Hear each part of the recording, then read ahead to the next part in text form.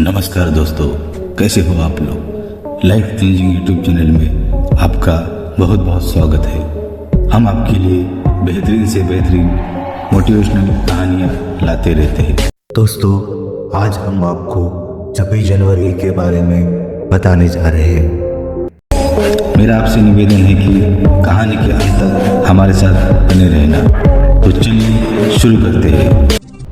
दोस्तों, क्या आप जानते हो 24 जनवरी क्यों मनाया जाता है? आखिर 26 जनवरी को क्या हुआ था? आप में से कुछ लोगों को पता होगा, लेकिन कुछ लोगों को आज तक यह पता ही नहीं कि 26 जनवरी क्यों मनाते हैं। इसके पीछे की कहानी क्या है? अब आप लोग कहोगे, क्या कहानी बता रहे हो? सभी को पता है, पर दोस्तों ऐसा नहीं है। आप में से अधिकतर लोग यह नहीं जानते कि 26 जनवरी को क्या हुआ था और इसे क्यों मनाया जाता है।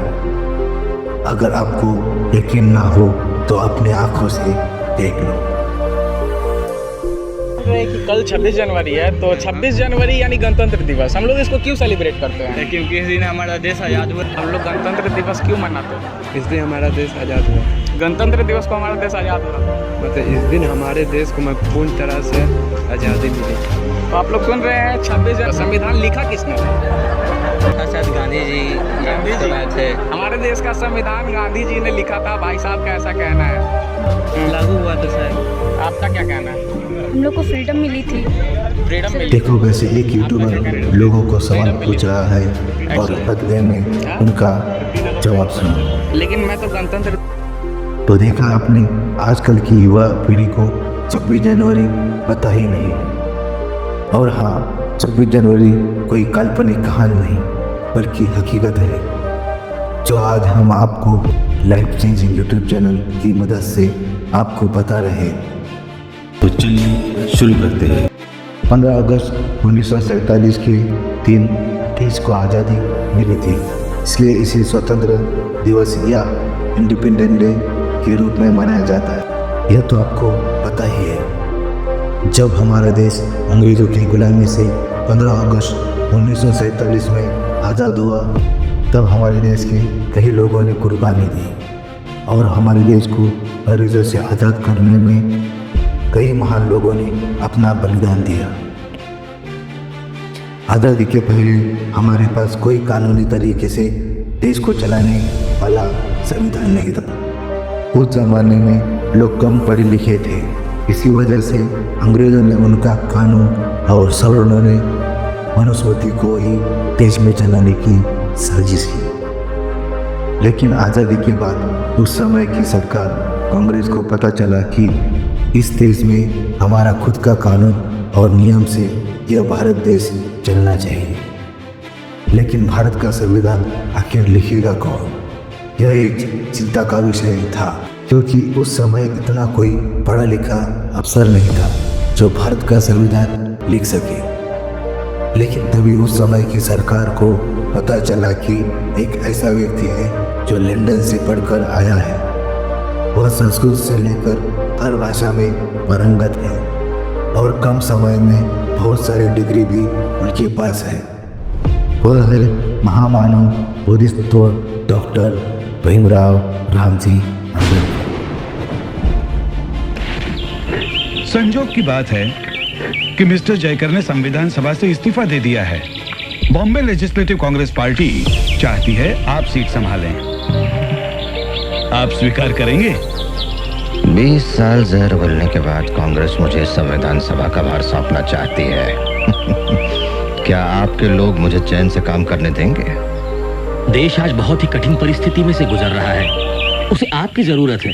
सारे लोग, यहाँ तक कि सभी राजनीतिक पार्टियां भी नए भारत के निर्माण में सहयोग देंगी। मिस्टर पाटिल, क्या आपने मिस्टर गांधी से राय ली? हाँ, बापू को कोई ऐतराज नहीं।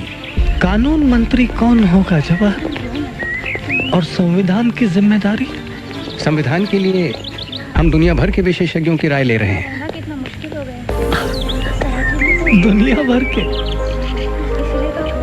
मेरे ख्याल में स्वतंत्र भारत का संविधान एक शोषित को लिखना चाहिए। डॉक्टर अंबेडकर के बारे में क्या ख्याल है? इतिहास ने यह जिम्मेदारी हमें सौंपी है।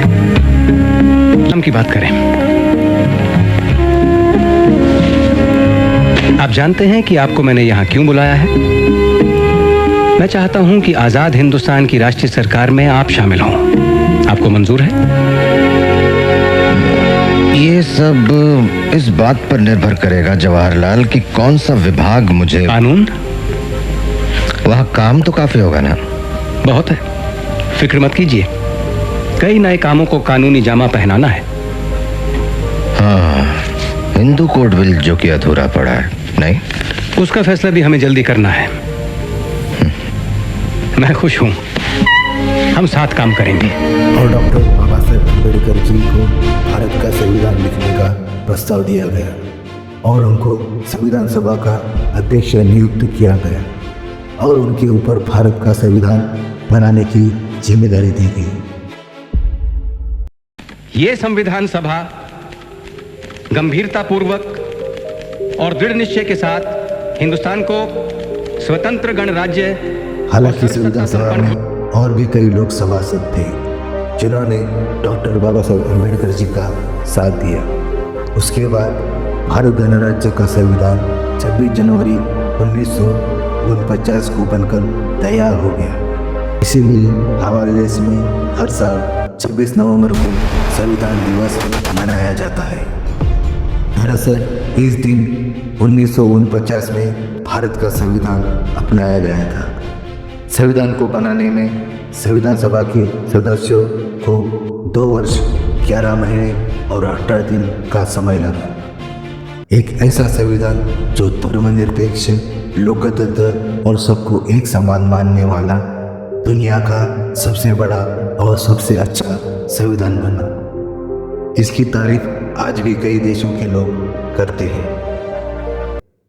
फिर समिति सभा के सामने भारत का संविधान डॉक्टर बाबा साहेब अम्बेडकर जी ने उस समय के राष्ट्रपति डॉक्टर राजेंद्र प्रसाद के हाथ में सौंप दिया, लेकिन इसे आधिकारिक तौर पर 26 जनवरी 1950 को लागू किया गया। इसीलिए इस दिन हम हर साल गणतंत्र दिवस 26 जनवरी के रूप में मनाते हैं। यह कहानी आपको कैसी लगी हमें कमेंट करके बताइए और हमारे चैनल को लाइक और सब्सक्राइब कीजिए ताकि हम आपको बेहतरीन से बेहतरीन मोटिवेशन कहानियाँ ला सकें। धन्यवाद। जय हिंद।